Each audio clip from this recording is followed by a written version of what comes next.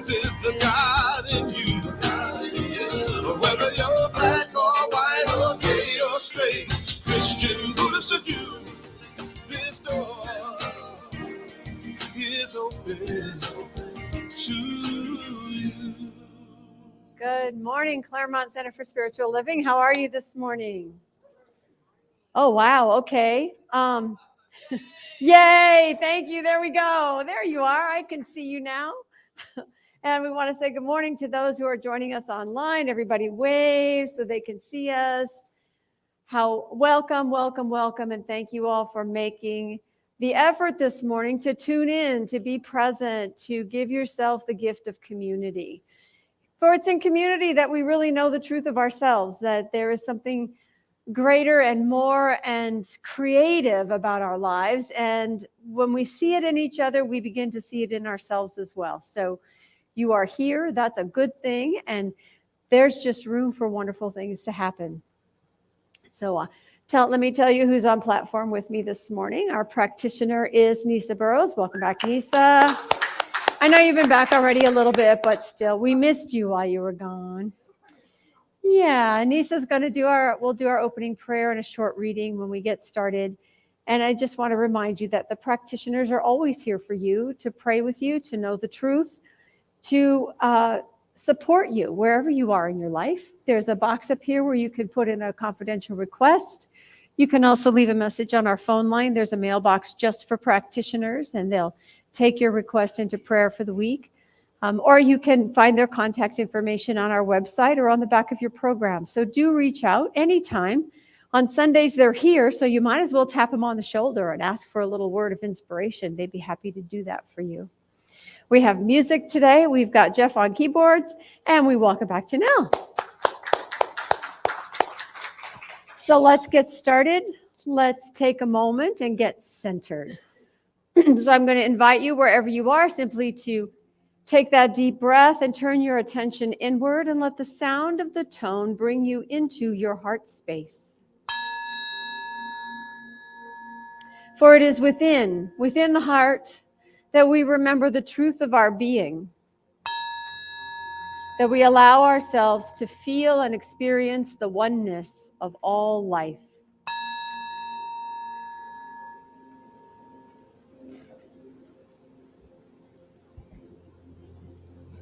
And in the knowing, that all-knowing center within, dropping into that heart space, knowing that this one life, the one divine mind, which is source at the heart of all, is the source of each one here. With this knowing, we turn our mind's eye further inward, breathing into the heart, opening to this all-love center, allowing this all in all to have full sway in our life, opening, allowing that which is the true essence of our being to freely flow into us, freely flow through us, and express itself in the wondrous individuality each one here calls me.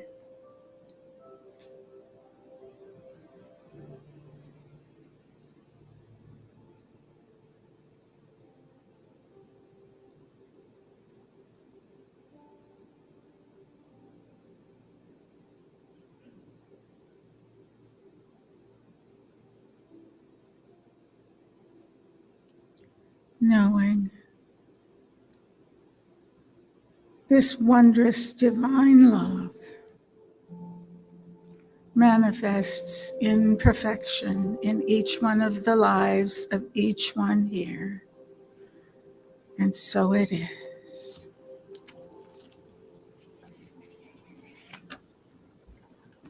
Good morning. It is really good to be back. My reading is from the September 1992 Science of Mind. Walter Starkey did these daily affirmations and blurbs. This is the September 12th one. It's I go. And the biblical verse that goes with this is, I have chosen you and ordained you that ye should go and bring forth fruit. And the Science of Mind reference is 339, and it's God is universal intelligence or spirit. The only way intelligence can move is by an interior movement. God must move within God if God is at all. And Michael Starkey says,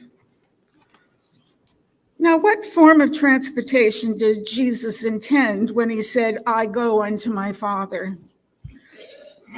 Was he going to walk, take a plane, ride a bus?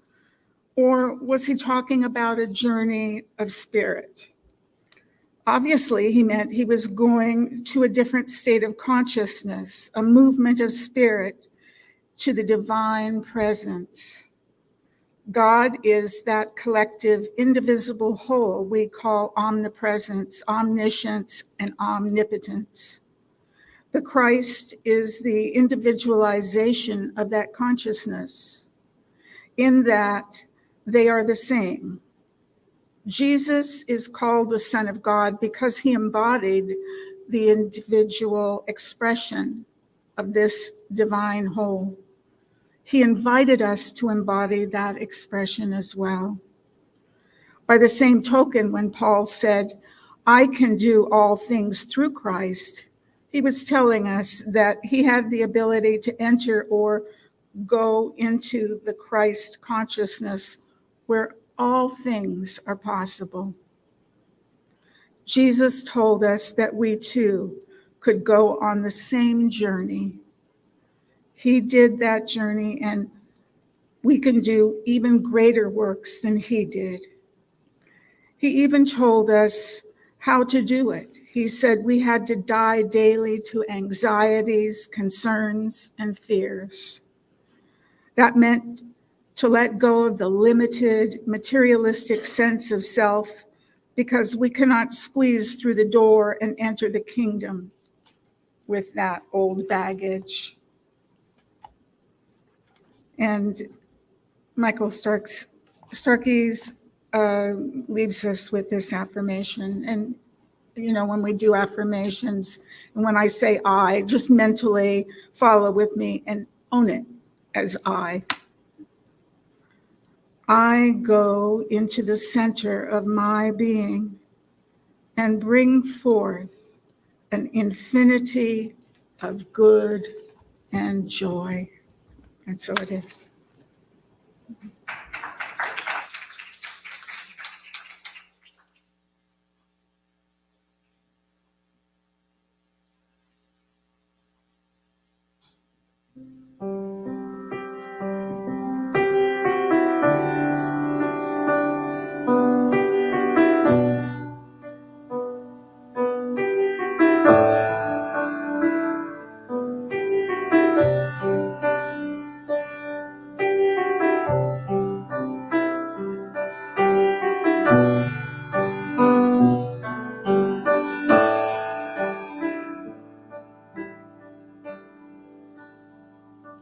I'm already where I want to go.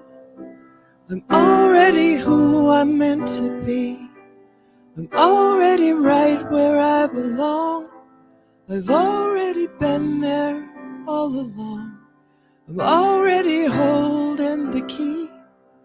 I'm already opening the door. I'm already walking inside.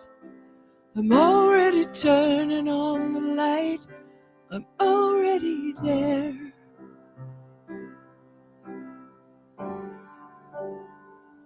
I'm already there. I've already met all my needs. I've already planted all the seeds. I've already grown and I've gathered. I'm already all that matters. I've already found everything. I've already brought what I came to bring. I've already made the perfect choice.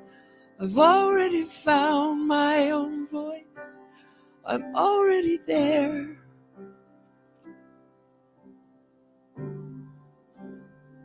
I'm already there. Well, it was never a fight, 'cause I arrived before I left. It was always a safe ride, but I forgot to open my eyes and find. I forgot to open my eyes and find. I've already opened my eyes. I've already lost the disguise. I've already found my way home. I've already never been alone. I've already standing where I fell, and so much to tell. I've already tasted the fruit. I'm already resting in the truth that I'm already there. I'm already there. I'm already there. I'm already there.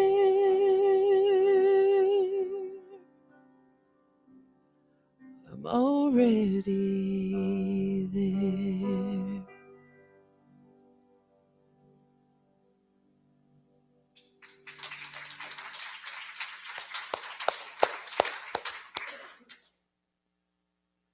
That was beautiful. Thank you so much for that.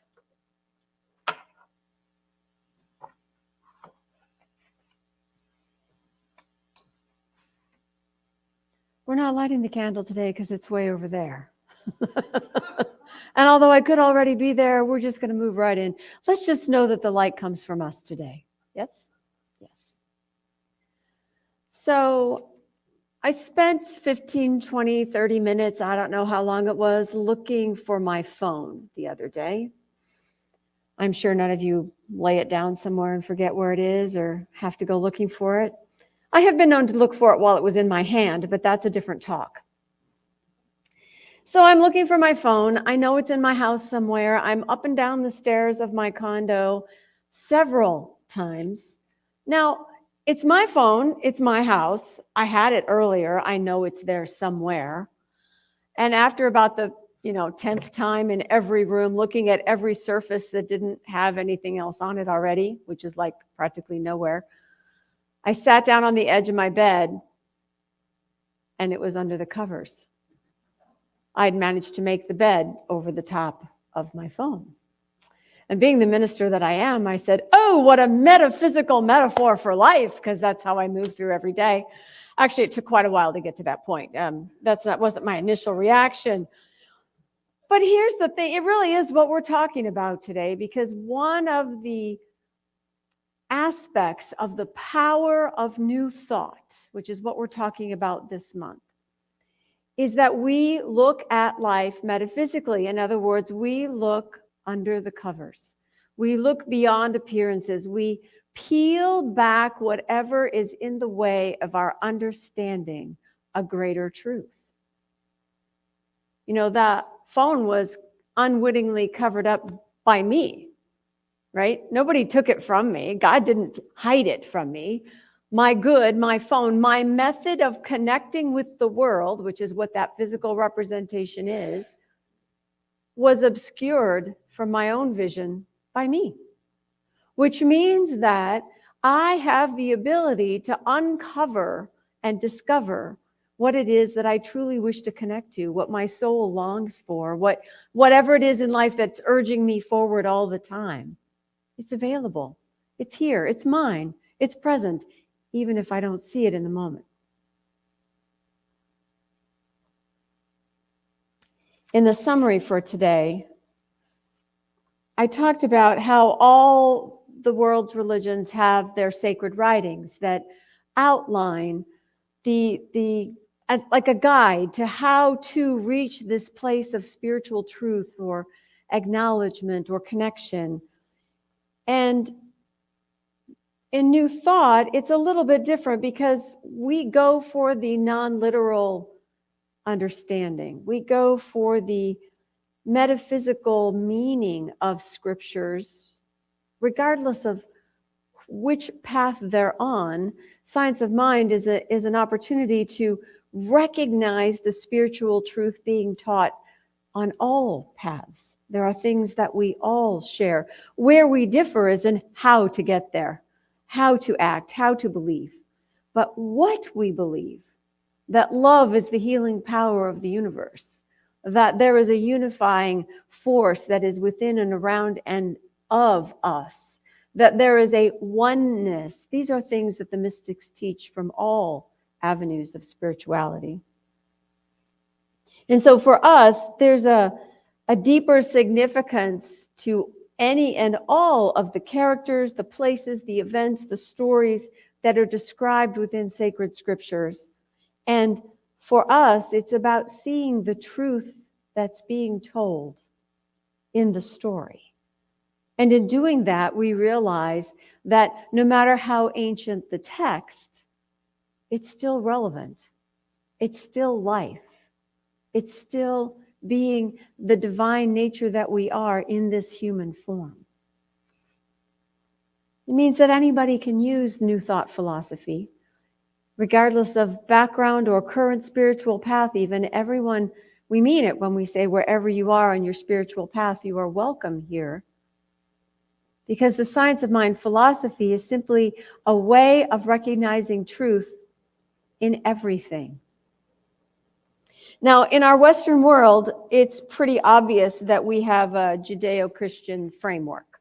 It's part of our languaging. It's the context with which we look at the world. And,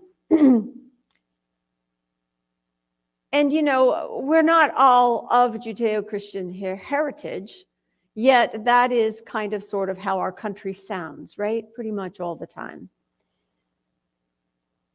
And I can uncover spiritual meaning in that too, as long as I'm willing to look, as long as I'm trusting that the presence of life is here too, that the presence of life is within you, that the presence of life is present in all things, in all paths, in all belief systems.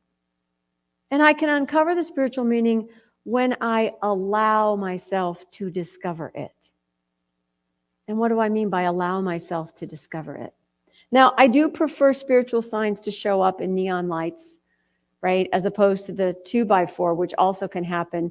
I like my messages to be crystal clear. And, you know, that's not usually how it goes, right?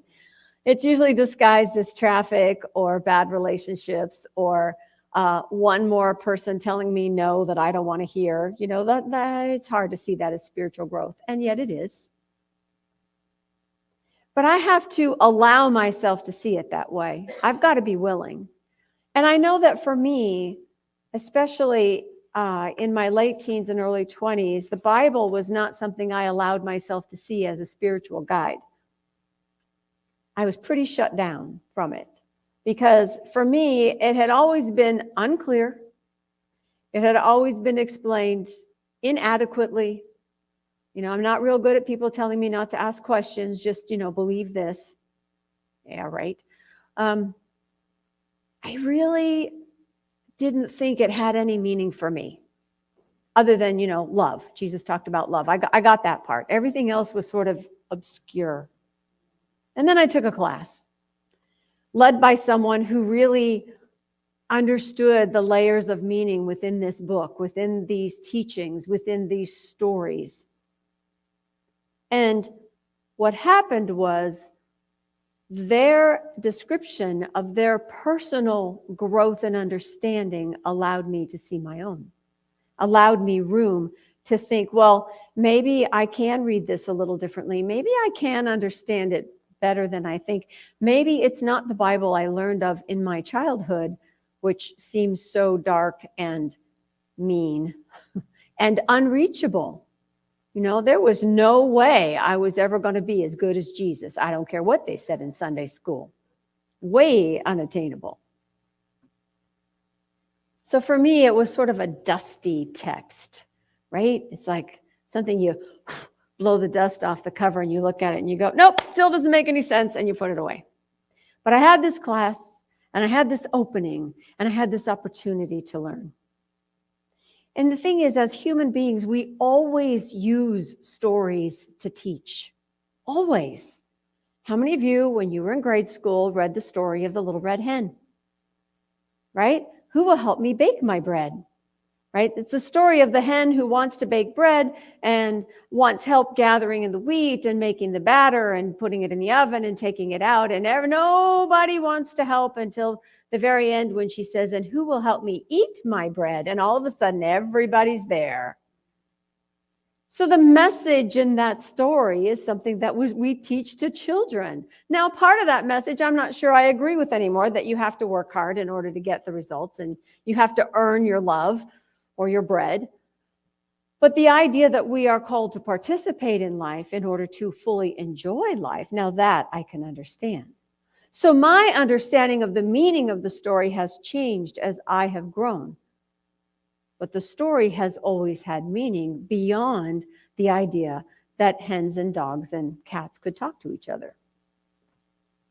There's a benefit to not taking everything literally. So we want our spiritual text to be relevant. We want to know that there is something there for us, even today. And we're called upon in our daily lives to recognize that all of our life is basically spiritual text. Everything that we encounter is sacred, is part of the whole, is the all in all. Therefore, there is something for us in every event, in every relationship, in every question that is raised, in every answer that is given, in every moment of great joy or deep sorrow. It's all part of the sacred text of life.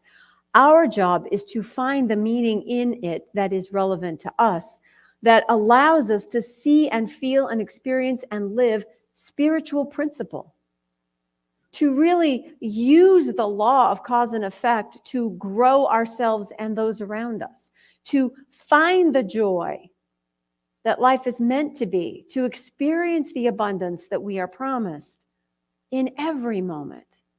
And we do that through the understanding of the meaning of what's happening to us. And the good news is we get to change our minds. So if we decided something meant that somebody hated us, do you remember that whole teenage thing with like that whole conversation in the back of the bus about, oh my God, did you see the way he looked at me? Oh my God, he hates me now. No, he actually had a rock in his shoe and it was hurting him and he was trying to get it out and he was like staring at you with crossed eyes. I mean, we make stuff up all the time, basically. And our spiritual calling is to recenter and to redecide what something means in light of the fact that life is for us, in light of the fact that we are all children of the Most High, that we are, in fact, living expressions of spirit. So I needed a very specific example of how to read the Bible in a way that provides relevant understanding. And lucky for me, Ernest Holmes thought that was important too. So in the Science of Mind text, there's a whole section on Bible quotes and what they mean and so forth. And one of my favorite parts of this whole book is him going through the story of the prodigal son.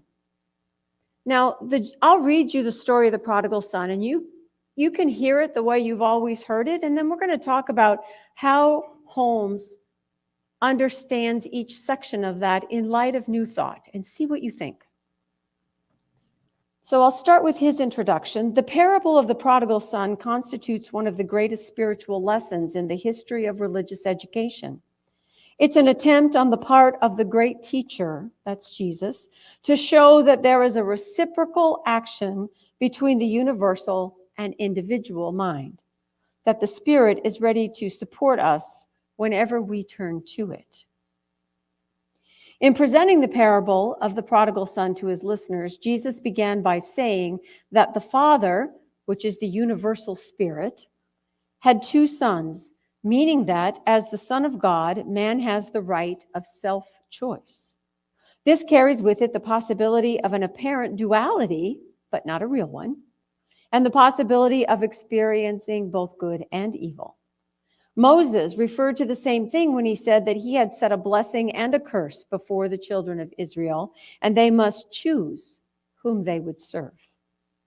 The two sons referred to in this story allegorically denote the two states of consciousness necessary to real individuality. We are conscious, self-knowing mind, equipped with volition and choice. We are individuals and we can do as we choose. So just in talking about the story itself, he's already explaining a layer of meaning.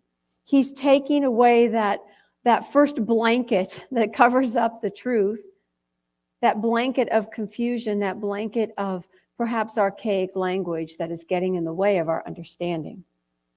So let me read the story first, and then we'll go back through. A certain man had two sons, and the younger of them said to his father, "Father, give me the portion of goods that falls to me." And he divided unto them his living. And not many days after, the younger son gathered all together and took his journey into a far country, and there wasted his substance with riotous living. And when he had spent all, there arose a mighty famine in that land, and he began to be in want. And he went and joined himself to a citizen of that country, and that citizen sent him into his fields to feed swine. The son would have gladly filled his belly with the husks that the swine ate, and no man gave unto him. And when he came to himself, he said, "How many hired servants of my father's have bread enough and to spare, and I perish with hunger?" He said, "I will arise and go to my father, and I will say to him, Father, I have sinned against heaven and before thee, and am no more worthy to be called thy son. Make me as one of thy hired servants." And he arose, came to his father, but when he was yet a great way off, his father saw him and had compassion, and ran and fell on his neck and kissed him. And the son said unto him, "I have sinned against heaven in thy sight. I am no more worthy to be called thy son." But the father said to the servants, "Bring forth the best robe and put it on him, and put a ring on his hand and shoes on his feet, and bring hither the fatted calf and kill it, and let us eat and be merry. For this my son was dead and is alive again. He was lost and is found." And they began to be merry. In this part of the story, we hear the journey of one son asking for his inheritance up front and then running away and blowing it in a far country. You know, who hasn't wanted their inheritance early so they could go have some fun somewhere?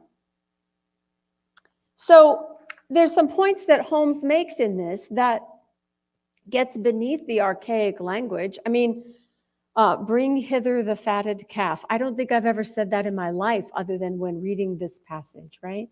But there is still truth to be had. So Ernest Holmes talks about how God didn't argue. In the story, the boy says to his father, "Let me have what's mine so that I can go off." He didn't say, "You should stay home. That would be better for you." He didn't say, "You might suffer out there in the world," or that you might even starve. He didn't tell him anything. He gave him exactly what he asked for, no more, no less. And the cup of the son's acceptance was filled from the universal horn of plenty, Holmes says, and he could do with it as he chose. So there's no argument from the universe when we ask for what we want in life. We just need to know what we're asking for and to make sure that the cup we present is big enough for what it is that we want. We're not going to get an argument. We're going to get fulfillment because the fullness of life is a given. It's part of what's already there, whether you see it or not. He talks about the son going into the far country, and Ernest Holmes says that the far country is not a place, it's a state of consciousness. It is when we feel most separate from our Father. What is Father? The Father is the consciousness that we live in. It's where home is. And where is home but within?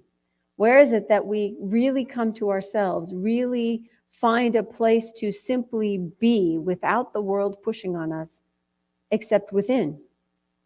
And so he gets as far away from that knowing of the one mind, the Father consciousness, that place of home, out in his experience, and he feels separate. And when he feels separate, he spends everything he has, not realizing he can fill up again because he's so far away from the filling station, so to speak. And there arose a mighty famine in the land, and he began to be in want. Most of us live day by day in want of something. We think we don't have it. We go outside looking for it. We end up in a far country. We end up separated from our sense of good, from our sense of source, from our feeling of having a place to be.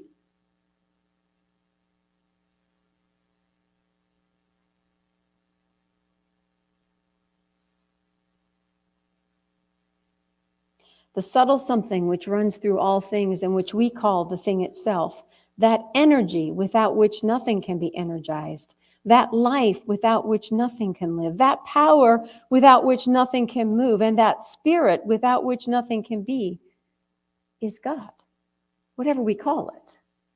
It's only as we live in conscious union with the Spirit that we really live to our full potential, that we do not feel in want, or that we are starving, or that there is a famine in the world. So he went to a citizen of that country, the far country, and that citizen sent him into the fields to feed swine. Now, one of the ways in which we block our understanding is we don't get the context of what's happening to us. We only see it from our perspective. And if you were raised in a Christian household and had never been exposed to the Jewish tradition, you might not know that pork is not allowed in the Jewish culture. The pig is considered a dirty animal. There's a whole lot of reasons for that, but they don't eat pork. In other words, this son had fallen to be the lowest of the low. Here he is, a Jewish boy, feeding pigs. Can't get any lower than that.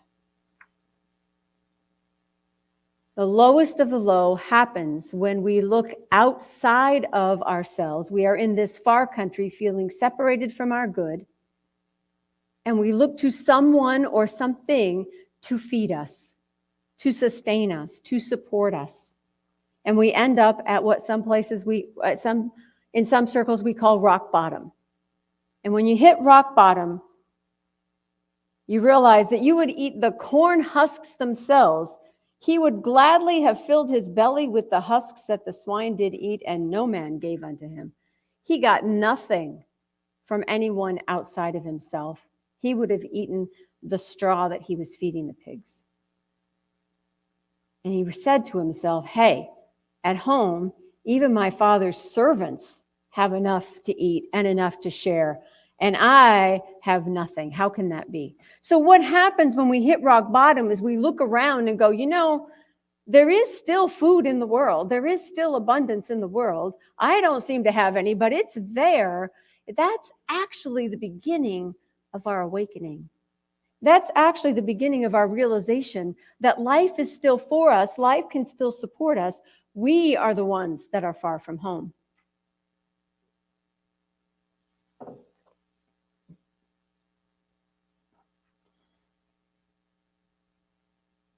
We know no matter where we are in our experience of life, that there's more to life than whatever it is we're experiencing in the moment.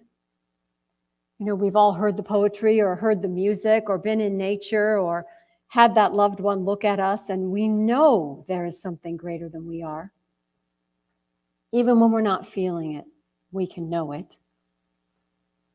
Even when I can't find it, I know I still have a phone. I still have a bridge to connect with the outside world, with my friends. We re-attain that when we change our perception from out there to within. So he says, the son says, I'm going to go to my father. I will arise and go to my father, and I will tell him, man, I really messed this up. I'm not even worthy of being your son. I blew it. But he doesn't know what else to do. And don't we do that? Don't we turn it on ourselves?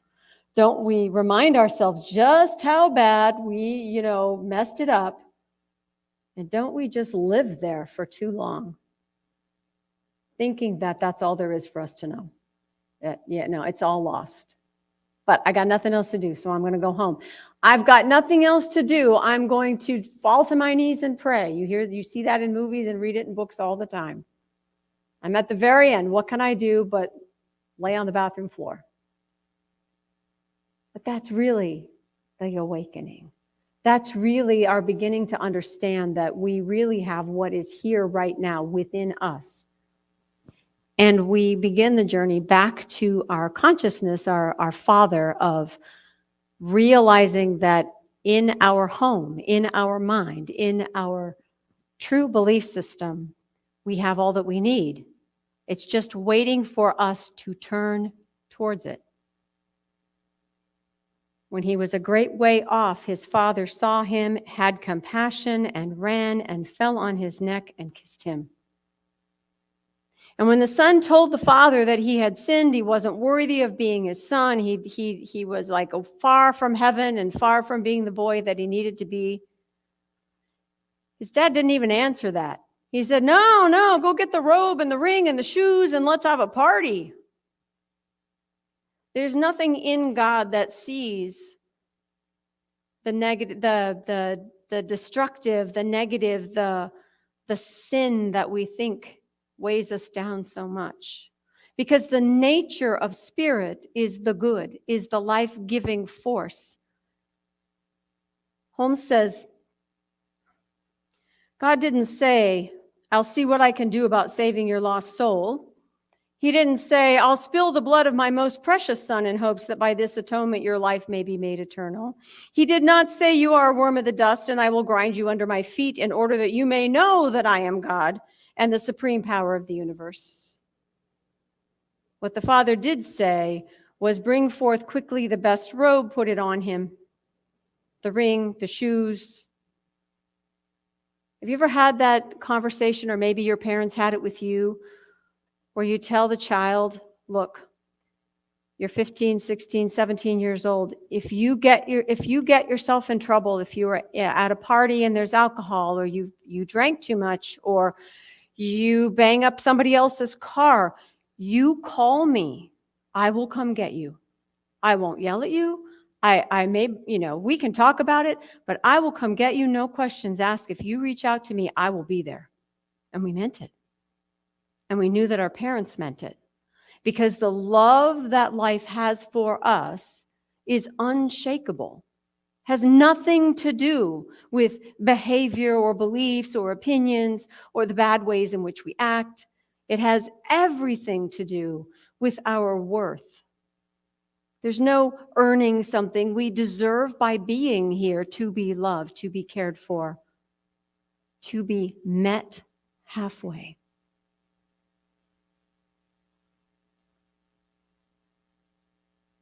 Perhaps the most significant thing in this paragraph is the fact that God did not answer his son when he talked about being a sinner. He talked about something else. This is one of the most wonderful lessons in the whole story. God does not know evil and therefore cannot talk about it or conceive it. If he could be conscious of it, he would not be wholly good. If he could know evil, then evil would be an eternal reality. But nothing can reflect itself in the divine except a perfect image. When love is present, it's the only thing present. Love celebrates your choice to know love, no matter what that looks like.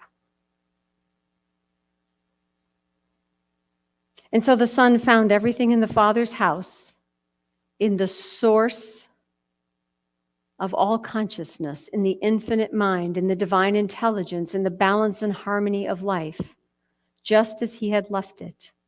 And he was made welcome. And it had been there the whole time, but he had to return, to turn again in order to receive it. No matter how long we may have been away from reality with a capital R in our thought, it's always here, ready to spring forth, fully orbed into expression. No matter how long a room may have been darkened, the entrance of light instantly illuminates it. We only demonstrate this in degrees because our consciousness is still expanding in our human awareness. Our mind, our one mind, is fully orbed. But we're sort of peeking in the window trying to figure out how to, knock out a wall and get more light in here. So the ending, I want to share with you the story, and then I'm actually just going to read it the way Holmes wrote it because he says it clearly. Now this elder son was in the field, and he came and drew nigh to the house and heard music and dancing, and he called one of the servants and asked what those things meant. And he said unto him, Thy brother is come, thy father hath killed the fatted calf, because he hath received him safe and sound. And he was angry and would not go in. Therefore his father came out and entreated him. And the son said to his father, Lo, these many years do I serve thee, and yet thou never gavest me even a kid, that I might make merry with my friends.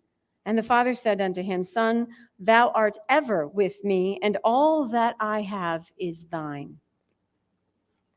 Ernest Holmes says, how human the stay-at-home son was, and what a theological attitude he took in regard to his younger brother. The son had not entered himself, and he was not willing that anyone else should enter. His real attitude was that God should condemn everything that he himself did not like or believe. He was puffed up with self-righteousness and personal conceit, filled with petty vanity, and fuming with anger over his brother's welcome home. That sounds familiar. Holmes says, I expect that we meet him in ourselves nearly every day, in our personal experiences with other people, in our intolerant attitude and uncharitableness toward others who do not think as we think. Yeah, sounds very familiar. But both self-righteousness and evil are false. And so what the Father in the story says, what Spirit says to us as people, Thou art ever with me, and all that I have is thine. This implies that the elder son had missed the mark as well as the younger, for he had been living in the midst of plenty and had not recognized it. He needed but to have asked, and he would have received all the Father had. Both sons were foolish, but it is a question of which was the more completely deluded. So you see, we each in our own way block our ability to uncover the abundance of life, how life is for us. We forget to be willing to ask the question, to see what arises, to get quiet enough, to sit on the edge of the bed for a moment and see what happens next without our help, without our pushing, without our judgment as to how it should be or what I should be doing or what's enough or what's not enough and why isn't anybody helping me. It's in our pausing, it's in our getting centered, it's in our remembering the truth that what is ours and cannot be taken away, that it simply awaits our turning to it in order to fill us up. So this is the gift of new thought. This is the power of what we teach. That when you peel back the blankets of dusty language, or you peel back the blanket of context that is unfamiliar, or when you peel back the idea, remembering that words are symbols for things and that there's more than one meaning to any given symbol, then we are able to discover. Then we are able to open to a higher perspective, a broader view of life, a remembering, a knowing within ourselves that what is ours is always present and simply awaits our discovery of it. So your call this week, I want you to pay attention to where you get emotionally charged. Positive or negative? Where does something in you flare up? And ask yourself, especially if you're judging, questioning, pissed off at somebody, whatever it is, ask yourself, what else could this mean?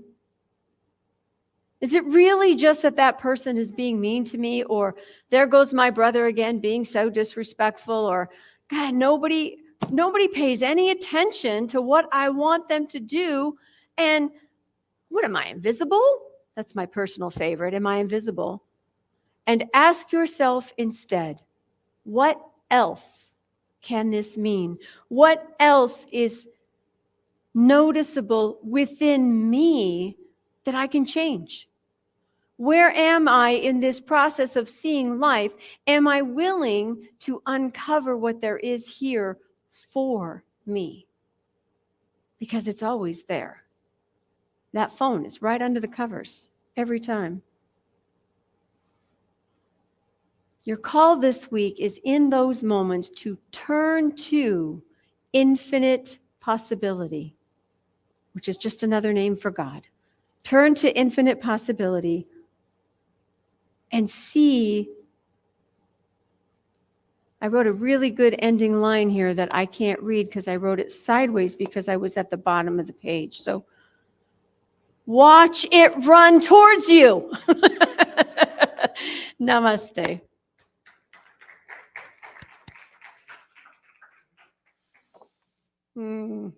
So the lesson in that is I don't need to have a blasting final sentence for you to know how much I love you. Let's go into prayer, shall we?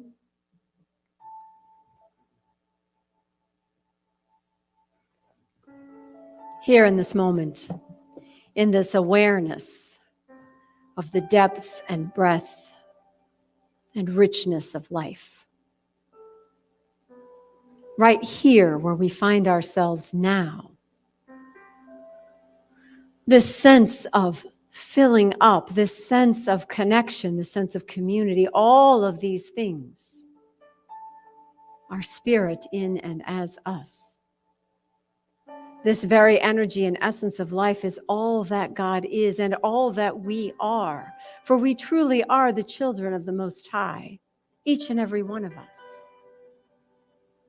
This infinite intelligence and wisdom, sustainer and nourisher of all life, is the very truth of our being. And I know that this life of wisdom and intelligence is mine, that this spiritual perspective is available at all times to me. And if it is true for me, then it is also true for everyone here, that the infinite nature of life resides closer than hands and feet, closer than our breath. It truly is where we live and move and have our being. And so knowing that I cannot be separated from my good, I speak my word, that life is for me, that all things work together for good, that I see with the eyes of spirit and hear with the ears of spirit and use my hands and feet in service of all that is good, for myself, for others, for the world. And as I speak my truth, I know that this truth lives in each and every person, every heart. It is taught in every spiritual denomination that there is a seeking and a knowing of love that cannot be denied anywhere, for it is everywhere. And in this love, we are healed. In this love, we express as we are meant to be. I affirm that we are truly already there, that we simply need to pull back the covers that we ourselves have placed there to reconnect with that which unifies us, which reminds us that spirit is, that love lives, that we are all that and more. So grateful for this teaching, for this message, for this understanding that love is all there is, and that I am that. That how we think and move and have our being in life with each other, as we interact with ideas and people and the planet, as we express ourselves as connected to all of life, we rise again. We rise up. We return to our house, our consciousness of unity, where all is provided, all is safe, all is given, all is received. We are so blessed. How grateful I am to receive my good. How grateful I am to see the good in life, in the world, in each other. How grateful I am for the blessings of life in all its many forms. For I know it to be all God and to be all good. And so it is.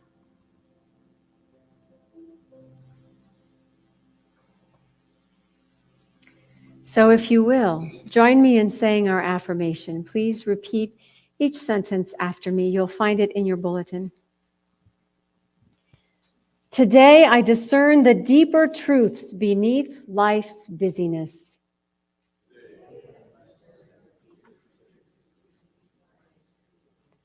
Spiritual understanding is my superpower.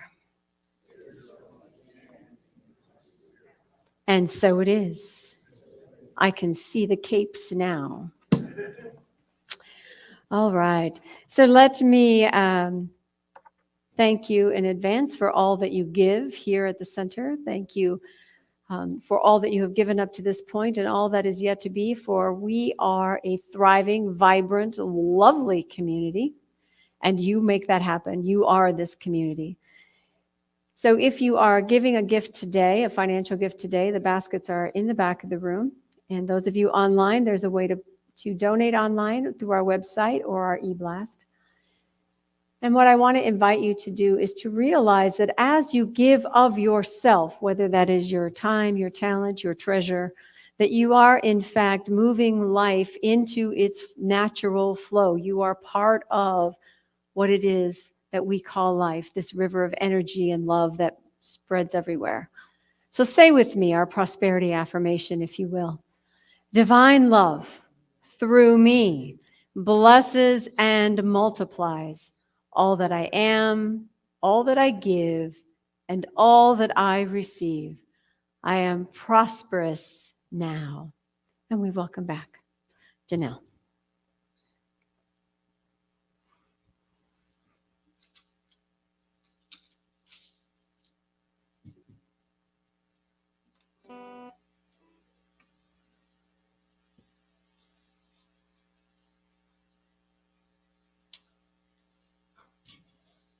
So I told myself I wasn't going to say this today because people are going to think that I'm trying to butter you up all the time.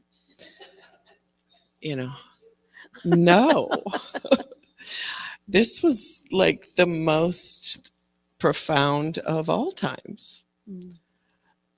So what I do, what I've made a practice of is before I perform anywhere, it doesn't matter if it's a performance in a bar or where it is, I say, what do those people need me to perform? What do they need to hear? And the most amazing things have happened since I made that a practice. And with this young lady over here, oh my goodness, sermons in my head. I don't even know what to say. You know, like I could go on and on about what she was talking about today based on how this all occurred. But anyway, about 11 years ago, my world, it was like I was an egg. If I were an egg, I was completely cracked open. Completely, like never before. You know, we all have hard times, bumps in our life. That was, I don't even know what you call it. And I just had to, I found myself self-comforting. So if I was driving, I would look at a billboard, and if it said something positive, which they mostly do because they're advertisements, I would say, that's for me, that's for me, that's for me, anything to get myself up. So then I started making it a practice of doing that. And so I was singing this little song on my way to LAX. I had to take a teenager to LAX. And I couldn't sing it out loud, so it was in my head. Everything always works out for you and me. I sang it over and over and over and over. And I was about half an hour into the drive, and a car pulled right in front of me as I was saying you. And then when I said and me, I'm sorry. As I was saying you, I'm seeing it and not telling you it, but on the license plate, it said you. So I'm saying everything always works out for you. And then to the left, a car speeds up as I'm saying and it goes me, like a music video or something. And I was like, whoa. So I'm going to keep doing this.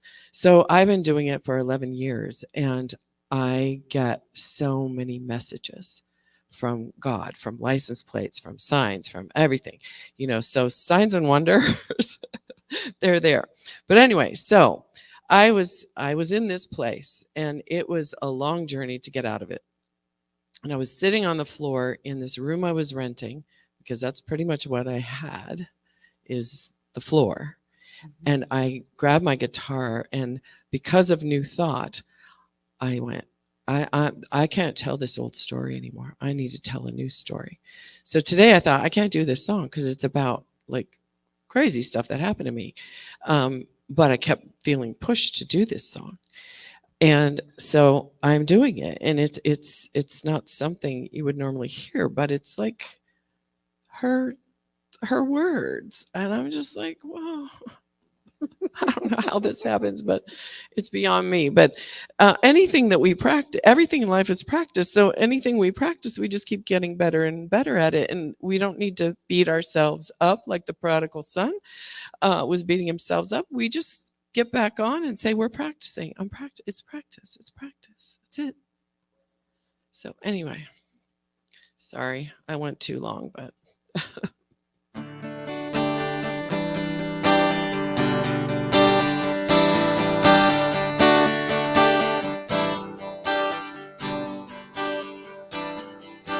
He didn't push me down the hill, he taught me to curl up and roll.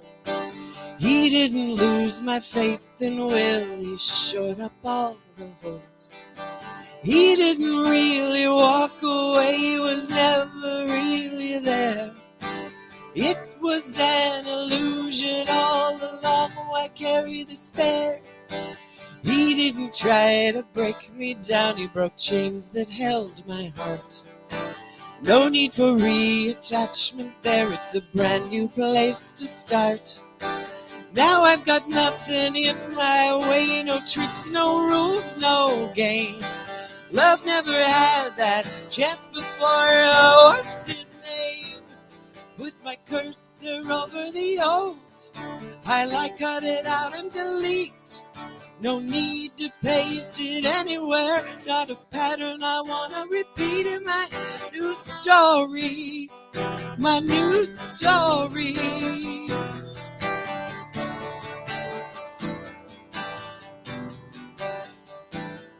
Well, he didn't drag my name through dirt. He taught me to farm the seeds. He didn't really abandon me. He showed me what never leaves. He didn't dance on my ashes. He taught me how to rise. He was so busy doing for me, it was time he got a life. Put my cursor over the O. Highlight, cut it out and delete. No need to paste it anywhere. Not a pattern I want to repeat in my new story. My new story.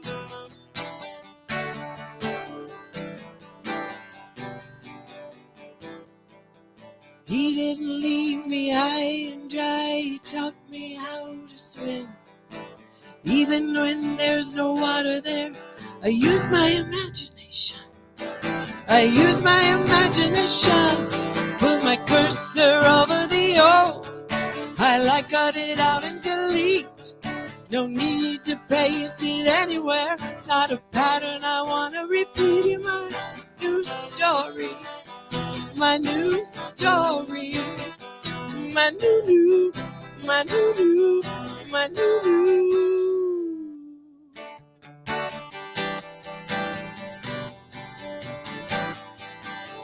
Na na na na na na.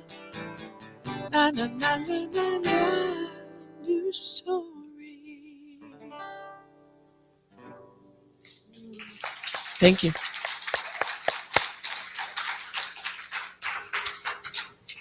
So fun. So fun. I love the way it works. All right. We have some invitations. I want to first of all, thank Jerry for sponsoring our flowers this morning. Are you here? Where are you? Probably in the hall, because we have something big going on in the hall today. Are y'all staying? It's called Pizza and Participation. It's a chance to eat together, which is always fun. It's also an opportunity to see ways in which you can participate in this community in a way that's fun for you, because when you're having fun, so do the rest of us. So we'll have we have raffle prizes. We have what else do we have? We have raffle prizes. We have wine tasting. We have pizza, as mentioned before. We have salad for those of you that aren't into pepperoni. And oh yeah, that's right. We have people. We have people. We have a chance to talk to each other and hang out and have fun. And we have tables with activities and people to talk to and ideas to explore. Do you want to help out in the bookstore? Maybe you just like to smile. You would be really good with Mickey's table. She's all about smiling. There may be places that you haven't even thought of where you can put your talents to good use. And as you stop at every table, you get another raffle ticket. And the more raffle tickets you have, the better your chances of winning fabulous prizes. Because we only do fabulous here, correct? Right, that's what I thought. All right, so that's going to be right after service. Anyway, thank you to Jerry for the flowers. That's where we started. This Wednesday at 6:15, we have meditation in the practitioner room and also on Zoom. And then this week on Wednesday night at 7 in the chapel, we have our interfaith night. We invite in a speaker to talk about a philosophy, a way of looking at life that may be slightly different from our own or may be complementary. In this case, it's complementary. We're welcoming back Reverend Kathleen Reeves. She's been with us before. You may remember her from the Japanese tea ceremony. She'll be talking about peace and the planet because this Wednesday, the 21st, is International Peace Day. So if you would like to come on Wednesday night, there's going to be a lot of really cool things to talk about and to hear about, and we hope to see you there. I also want to remind you that before our service here at 10 o'clock, 10:30, not 10 because I would never make it on time, at 10:30, before our 10:30 service, we have meditation in the chapel. So if you would like to come 15, 20 minutes early, get yourself centered just for yourself before you come into community, it is a lovely way to start. We're raising our hands. The meditation itself starts at 10. That's where the 10 o'clock came from in my head. That's what happens when you make announcements that aren't written down. So yes, so if you're in the chapel at 10, you will have a lovely 20 minutes to center yourself with a small group in a quiet place, and then come into service and join us at 10:30 for everything else. So I invite you to do that. I remind you to do that. Your practitioners would love to see you there. It's so much more fun, and I find effective to meditate in a group. So this is your chance to do that every week. Okay, spiritual circles start this week. These are the prayer groups that Reverend Mary has been talking about. This is a chance to meet in a small group for prayer support. There's a format for it. You'll be shown how to use it. And you need to talk to Mary or Nisa today if you'd like to start. So they will start. The first group will be this Tuesday. There's one during the day and one in the evening, so we should be able to find one that works for you. If you've been thinking about it but haven't signed up, do talk to Mary or Nisa today, and we'll get you all set up with the right group for you. All right. And I want to thank you, those of you that are bringing donations to our food donation box. We are making sure that that gets distributed every couple of weeks. There are people still in need that still have food insecurity, and everything that you bring in helps to alleviate that. So thank you for being part of the larger community here in Claremont. Do we have any other announcements? Anything I may have missed?